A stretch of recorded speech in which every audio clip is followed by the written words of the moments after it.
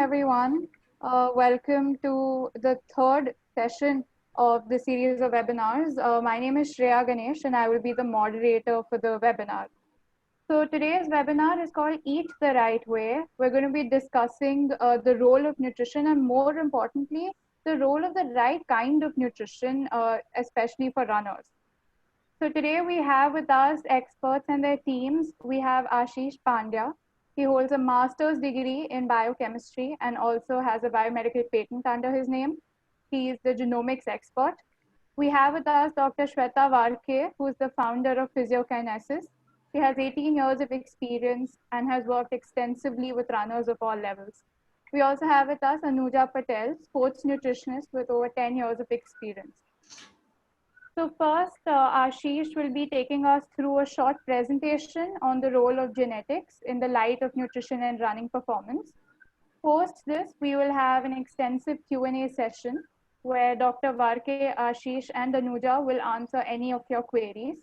So if any of y'all have any questions, y'all can direct them to me. My name is Shreya Ganesh. Y'all can find me via the chat window and direct your questions to me. I'll relay it to the panelists. And I will try to get as many questions answered as I can. So before we begin, I'd like to request all of y'all to mute your microphones. So thank you, and Ashish, you may begin. Thank you and welcome everybody. Just a moment, I'm sharing my screen.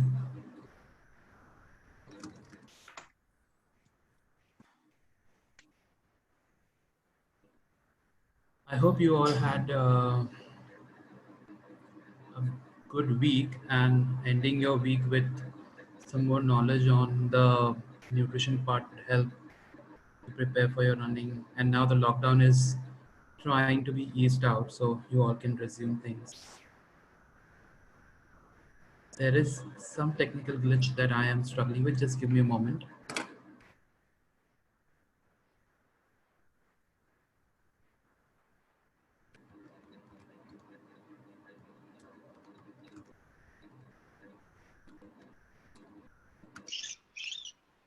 So while we wait today, just for the listeners, we have divided the nutrigenomics aspect of running in two parts.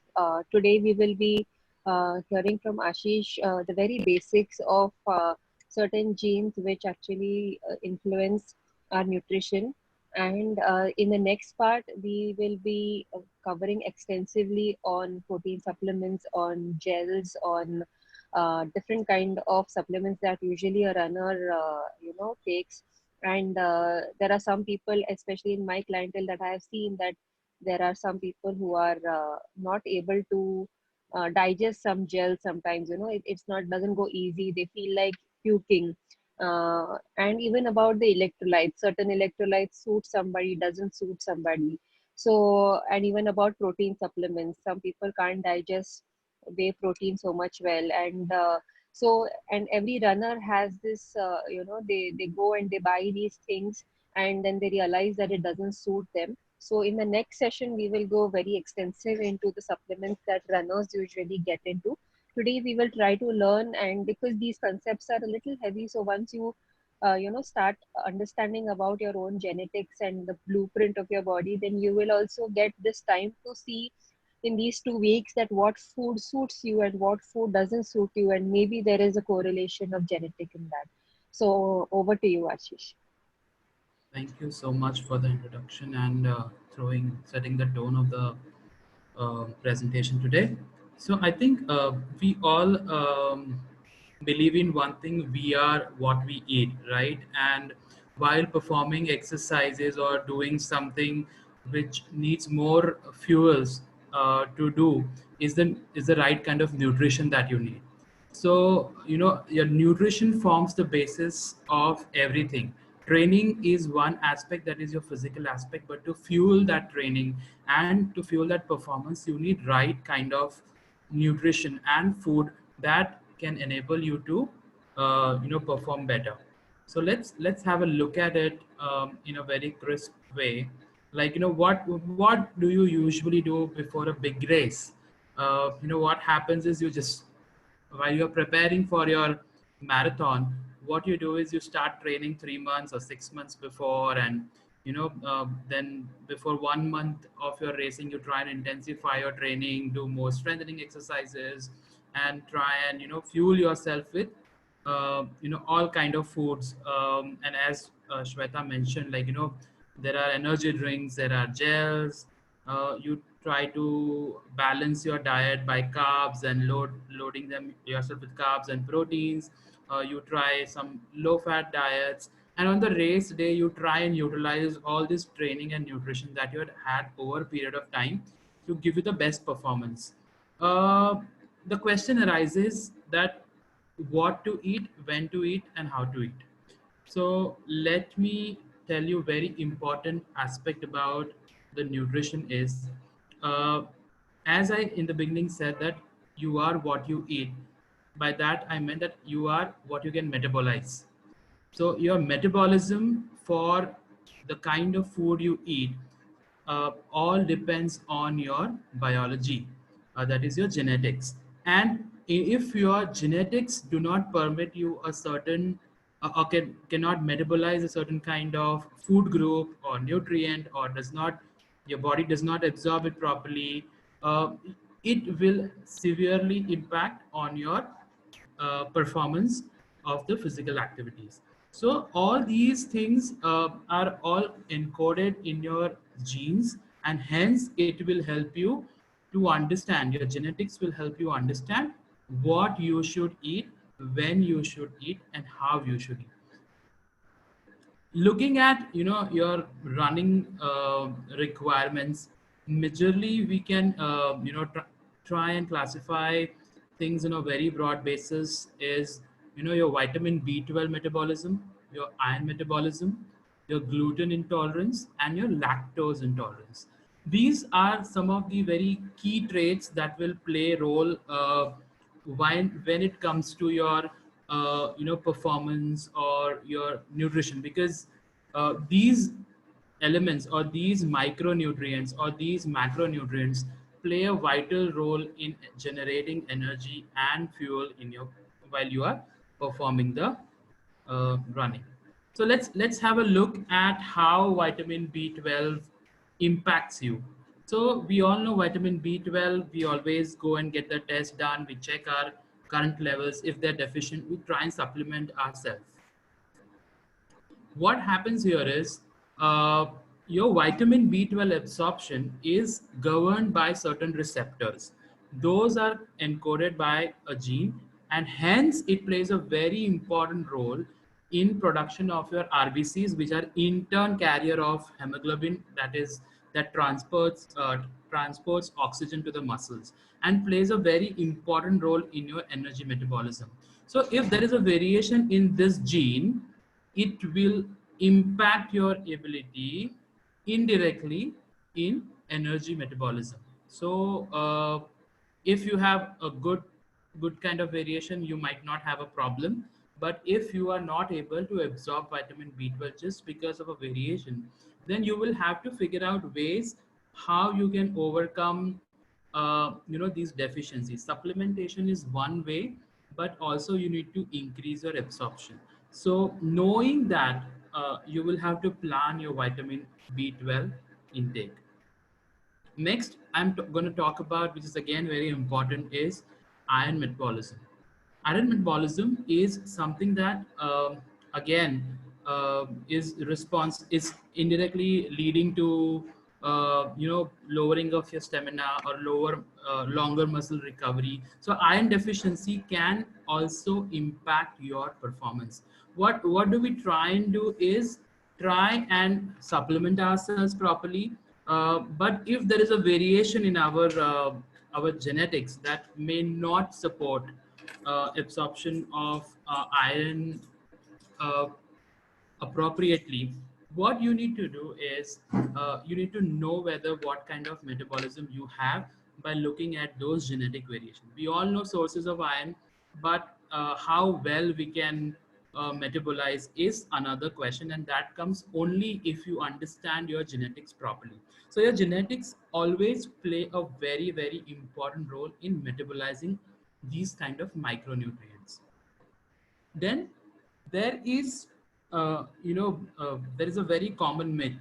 A lot of people think that, milk is the powerhouse of energy, and our mothers and we are born brought up in families which dwell on milk, and बच्चे को, the kids are always told when they're young that, if you need energy you need to drink milk. Now there are studies where we are talking about that around 65% of populations is lactose intolerant, and they don't really know, or is prone towards lactose intolerance, I would like to say that, and they are unaware of it. Now, as lactose is a type of sugar that is found in milk, we are all having milk, and hence, what happens is our body is not able to digest that sugar, or a partial digestion happens, and that again, causes lot of either silent weight gain, discomfort, nausea, and whatnot. And it is also somewhere responsible for your gastrointestinal upset. So very important is to understand that there are genes such as MCM6 which regulates the genes that produce the enzyme called lactase, and that can break down lactose into simple sugars, and then it is absorbed in the body. Hence it can somewhere impact your performance by giving you giving you a breakthrough in controlling your silent weight gain, or your discomfort, if you are at all on the side of having lactose intolerance. Next very important thing we all need to understand is the caffeine. We all understand, taking a coffee shot or a bullet coffee is the fad these days. Caffeine is something that gives you high, levels of energy. It makes you feel more energetic, and it also enhances the fat metabolism. So there is, but not all people are able to metabolize caffeine equally. So there could be people who are slow metabolizers, there could be people who are fast metabolizers. So people who have slow metabolism for caffeine should not have coffee before you run. People who have faster metabolism for coffee can always have it, so that the energy burst, and you that improves your kind of performance in your sports. So however, there is something that your genetics also tell you. The gene that is responsible for metabolism of caffeine needs to be looked at, and hence you can understand whether to take a bullet coffee before running, pre-workout, um, and so on and so forth. So we just follow fads, but we don't understand why are we doing it. Or we just understand the basic, okay, caffeine will boost up my energy, but is my body really able to metabolize it and utilize it in a way that it is supposed to? If I have a slow metabolism of caffeine, I may avoid having coffee, because it will be metabolized slowly, and hence the slow energy burst. So I'll just want to sum it up with one small case study over here, where we're talking about Mr. Khare, who is around 37 years old. Started, half marathon running. His timing was around 1 hour 53 minutes. Very good. We all understand, sub two half marathons are good, but he wanted to improve upon the timing. So he took this genetic assessment, and we figured out, there was strengths that he was having excellent caffeine metabolism. Of course, this training and fitness genetics I have not covered over here, but they are also a part of it. But I'm just talking in the point of view of nutrition over here. His caffeine metabolism was excellent, so he was advised to have coffee before, he goes for a run, or before the race, or before the training. So it kind of boosts his metabolism. Whereas lactose intolerance and gluten intolerance was very high. So there was a change that was made, that the person was asked to go off milk and lactose and dairy products, and to go off gluten. So, for in some instances, if people have this, suppose if Mr. Khare would have been on a good side of gluten, so we would have not removed he would have not removed gluten from his diet, but would have aided also him. But here he was intolerant, and hence we removed it from the diet. So he ran around 5 half marathon after that, and his workouts and diet were all based upon the genetic information we obtained from his assessment, and the training and the injury and recovery, everything was planned on the genetic insights we got from his test. Then again he ran this year the half marathon, and you can see that his timing has improved significantly. He has done the half marathon in 1 hour 37 minutes, and now he's trying to aspire, and train for a full marathon. So, I'm trying to understand that, or make you understand that there is one way which is generic, which you might be doing based on your physical abilities. But what you do for nutrition? You take the same supplements, you take the same kind of bro code as advice, or you go to a nutritionist and they give you a chart depending upon your calorie consumption. But what about knowing your metabolism? Your metabolism plays a very, very important role in fueling your body, in giving you right kind of energy when required. So it is very important to have genetic fitness instead of generic fitness. So the world is moving from generic to genetic now, and hence it makes a lot of sense if you are into running to understand your metabolism, at the molecular level, and put into a practice, which again with the help of nutritionist you can form a better plan for your nutrition, whether you should do carb loading, whether you should do, you should have protein supplements. All these are dependent on your genetic metabolisms. So with this I want to leave you with a thought about nutrigenomics.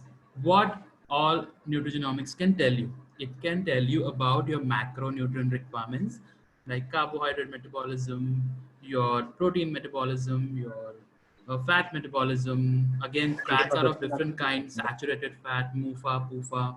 Then taste perception. Then it also tells you about micronutrient requirements like all the vitamins. Reg- Regularly in the laboratory what we do is we just go and check our B12 and D3. What about other vitamins? If you don't know their metabolism, they may also impact your performance or your training in a way.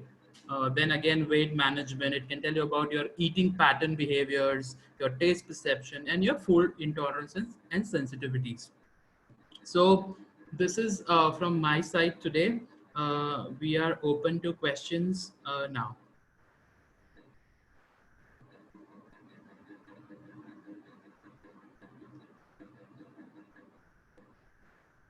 I'm sorry, I was mute. Thank you, Ashish, for that presentation. We now begin our question and answer session. So if anybody has any questions, they can direct them to me via the chat window. You can select my name. My name is Shreya Ganesh, and you can ask me any questions that you have, and I'll relay them to the panelists. So, okay, so the first question is kind of a two-part question. The first part I'll ask Ashish. Ashish, as we all know, carb loading is really important before a big run. So, can genetics determine your metabolism for carbohydrates? Very good question. I think yes. If you have a poor kind of response to carbohydrates, uh, what happens usually is like a week before your race, or you start carb loading. You have pasta parties, you have pizza parties, just to fuel yourself with more carbs. If you have a poor carbohydrate metabolism, what you should do is you should avoid you know um, uh, you know we should avoid kind of high GI foods. With GI means the glycemic index, where there is a burst, instant burst in your glucose level in your blood. So such foods which are easily metabolized should be avoided for people who have poor carb response. But people who have excellent carb response can go for it. So again, people who have poor carb response, how they should do carb loading? They should look out at whole foods, whole grains, where there is or low GI foods where you can have a lot of sustained release of glucose in your blood or limited amount of release of glucose in your blood. That's a very important thing to do when you look at the carb loading part. Thank you, Ashi. Anuja, is there anything you want to add to it? What do you do if your carb metabolism is poor?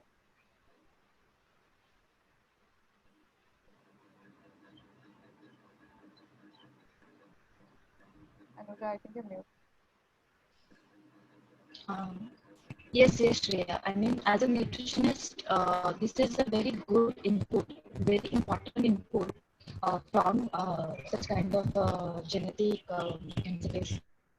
Because Yes. many times what happens is like though the trial and errors happen in the off season, and then we fix on a type of a food, and then at the time of race or when the races are near, we try to implement and whatever we have fixed on.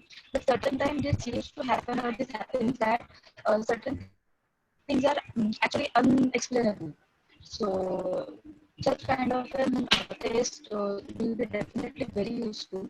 And as Ashish rightly said, the type of carbohydrate is plays very essential role. I mean, carbohydrates just as a runner, there is a myth that that carb loading has to be there, but the type and even the time, it is very important to choose. And this particular test will be really helpful for a nutritionist to decide so that the overall performance will be good.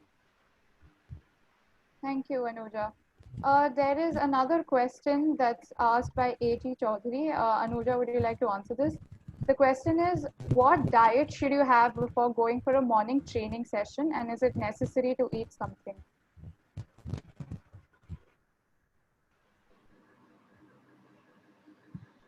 Can I, Anuja, go ahead. Can you repeat the question? Actually, there is a network issue. So the question was about the diet you should take in before a morning training session. Morning training session.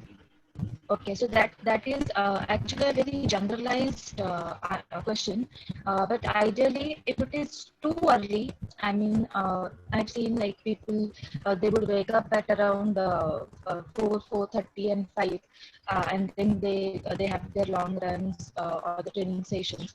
I know this is not applicable in the current scenario, but usually, as I told, we do the trials and errors in the off-season time or when the person comes to us, and accordingly we place out the complex carbohydrates and simple carbohydrates. So it is just if only 1 hour prior, like a waking up and just you have to just get ready within an hour, it's always better to have the simpler carbohydrates or some kind of fruits basically. So ideally I would suggest dates, bananas, or probably like a smoothie which will give you a good amount of energy, and at the same time you don't feel very heavy on your gut.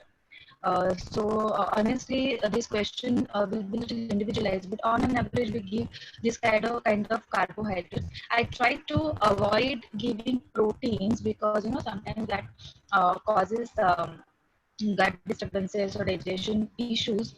But then yes, there are certain exceptions that people are very comfortable on consumption of egg whites as well. But to just sum up with the answer, I would suggest probably bananas and dates along with a good electrolyte, because that is also a responsible source of energy for a runner, especially during long runs. Thank you, Anuja. I hope that answered your question. The next question I want to ask Dr. Shweta. The question is, as someone who trains religiously and does not have a lot of issues while running, how will increasing the focus on nutrition benefit me since I'm not facing any particular issue right now? Uh, so the thing is that as initially Ashish mentioned that the food is your medicine. So what we eat kind of a thing. So you yes you may be doing maybe everything is working out for you right now and everything is perfect and there are no digestive issues or there are no injuries as such. So what I will suggest is that if it's not broken, then why fix it? Is the situation. So if everything is working out for you, you're absolutely fine. There's nothing that you need to bother or disturb. Your running is fine and your digestive issues are fine. So maybe do not need to change your nutrition plan or anything like that. But if your endpoint or your goal changes, if you are somebody who's aspiring to cut off couple of minutes of your marathon, you feel that you are stuck somewhere in terms of your training or in terms of your ability to now I don't know, people, everybody has different fitness goals. Like, some people want to bulk up, some people want to get lean, some people want to do, and till a point of time maybe everything works, and then there is a point where you realize that okay, I am stuck somewhere and something is not working out. So at this point, yeah, getting in your, just checking out your nutrition and just seeing what needs to be tweaked can definitely help you to change this. But right now, if everything is going on fine, then there is nothing that you need to be bothered out.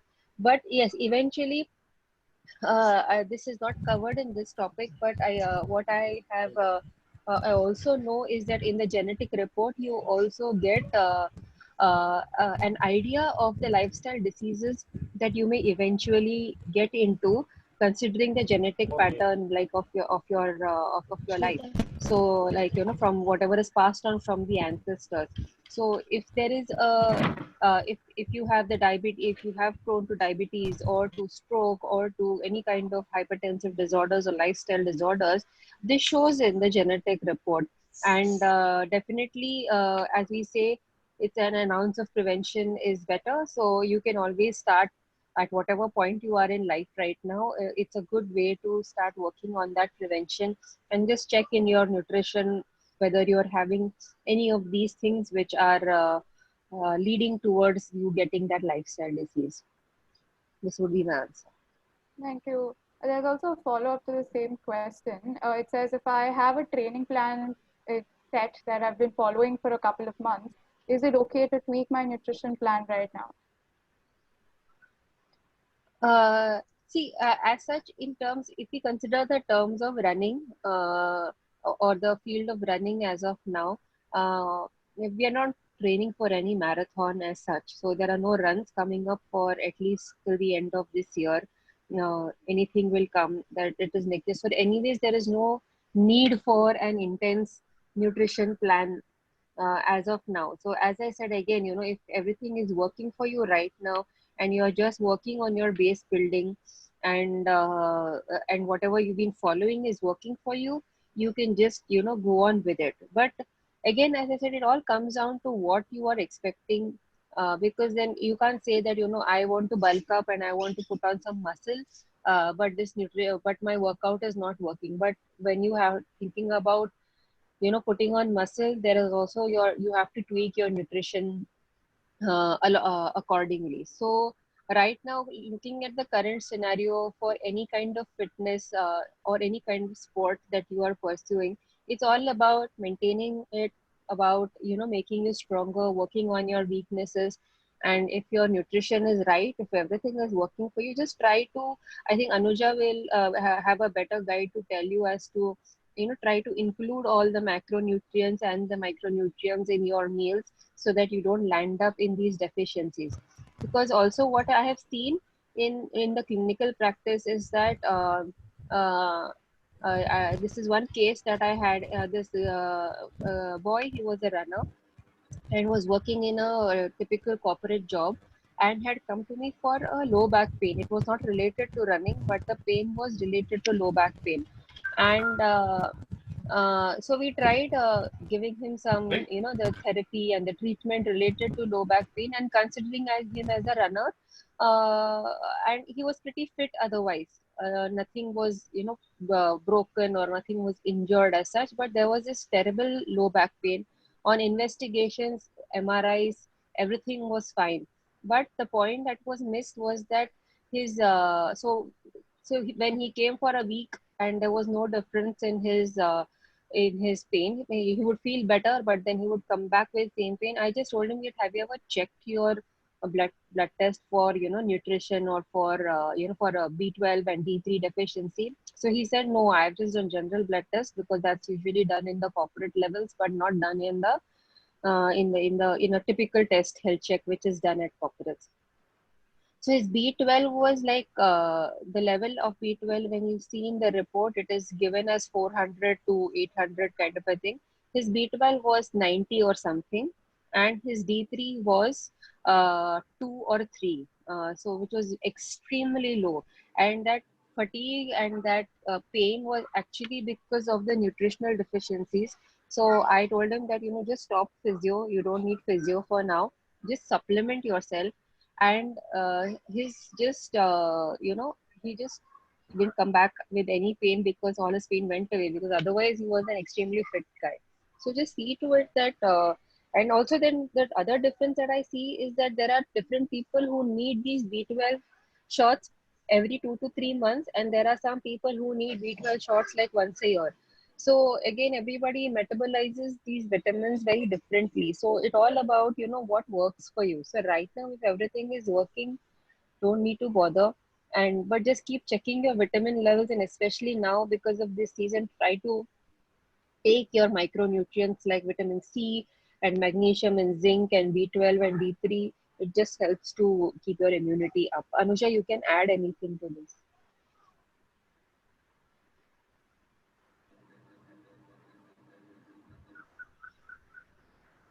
Hello? Nuja, do you have anything to add to this? She's on mute. Yeah, Shweta, as you rightly said, we can actually work on our health goals, and this lockdown period we can actually consider as the off season. And if everything is going well, as you said, there is no need as such to change the nutritional plan totally. But then, if you're working on a particular goal, then we might be able to do some trials and errors, like using this time as a test time, or as I told you. So this can be done. But otherwise, as you said, there is, because people are doing just home workouts, and the intensity is definitely lesser than what they used to do.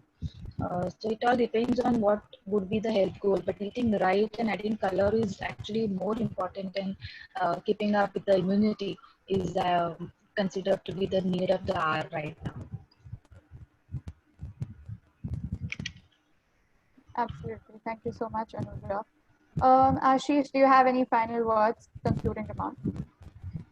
Uh, Concluding remarks, I would just suggest things that uh, when you are trying to achieve some uh, goal, or whether you are just training it for staying healthy or a general maintenance, it is very, very key to have knowledge about your metabolism.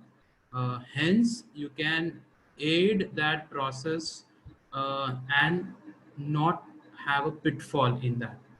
By pitfall, I meant any kind of deficiencies, any kind of diseases, any kind of injuries. So, all these three aspects can stop your fitness journey. It is very important to focus on these three aspects. Somehow we focus on the injury aspect and the training aspect religiously, but we miss out on the fuel of the whole thing. Hence it is very important that eat right and work out right and stay fit.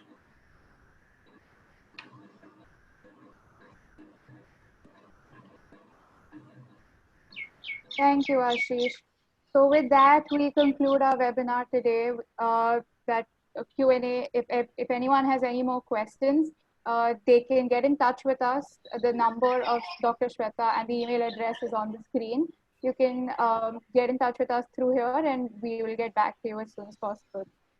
So I want to thank our panelists, Ashish, Dr. Shweta, and Anuja for their insights, and of course everybody who tuned in. I'm sure we all learned something new today. We have another webinar in the same series on nutrition, supplements, and performance. We will be sharing the dates with you soon. So thank you, everyone. Thanks for joining. Have a nice evening. Bye bye. Thank you. Thank you very Thank you. much. Bye.